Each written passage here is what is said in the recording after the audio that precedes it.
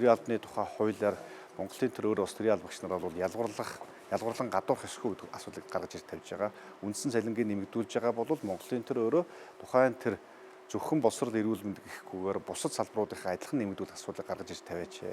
Мөн дээрээс нь одоо юу гэдэг нь тухайн салбар болгон дээр салбараар нь авч цалин нэмэгдүүлж байгаагаас үүдээд тухайн одоо юу гэдэг нь нийтлэг үйлчилгээний салбарын ч гэсэн цалингийн асар их зөрүү гарч иж байгаа гэдэг асуудал тавьж байгаа. За мөн одоо энэ төрийн байгууллагуудын хувьд цомтгол болоод одоо энэ хэмнэлтийн асуудлуудыг бас байгаа онохгүй байна гэдэг асуудлыг гаргаж иж тавьж байна. Тэр дундаа одоо энэ эрүүл мэндийн салбар дээр хэмнэлтийг хийж байна. 9 хувиар цомтгох гэдэг асуудлыг гаргаж иж тавьж байна.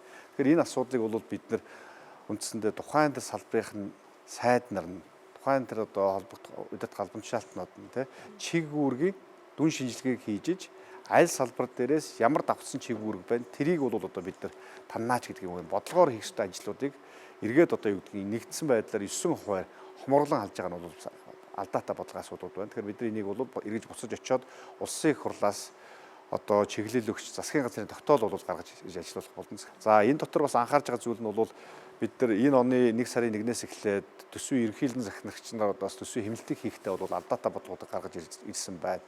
Үүнээс одоо тухайлбал зүгээр энгийн жишээ гэж аваад үзэхэд Өрөнгөн аймаг дээр хүүхд хамгааллын зардлаас 200 саяг, Аранган аймаг дээр хүүхд хамгааллын зардлаас 180 саяг ч гэдэг юм тансан асуудууд гарч ирж байгаа.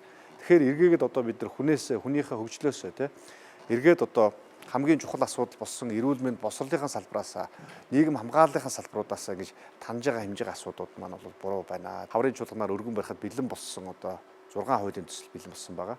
За эдгээр хуулиуд маань бол төрийн албаны тухай хуулинд өөрчлөлт оруулж тодорхой нь одоо ёс зүй хариуцлагыг нэмэгдүүлэхтэй холбоотой төрийн өндөдөө албан тушаалтнуудыг тодорхой босго шалгууртай болгох энэ хуулийн төслийг бол өргөн барьж байгаа. За нөгөө талдаа одоо бас бэлэн болсон бас нэг хуулийн төслүүд маань одоо энэ бичил бизнесийг дэмжих тухай хууль байгаа. Эргээд одоо энэ анхан шатанд ажиллаж байгаа эдийн засгийг авч явж байгаа гол нийгмийн маань одоо эдийн засгийн гол үндсэн суурь маань бол бичил бизнесийн байдаг. Өөрөө өөртөө ажил хөдөлмөр олгож цалин өс олгож байгаа. Төрөөс ямар нэг дэмжих тусцаа байхгүй. Татварын урамшууллууд байдаггүй.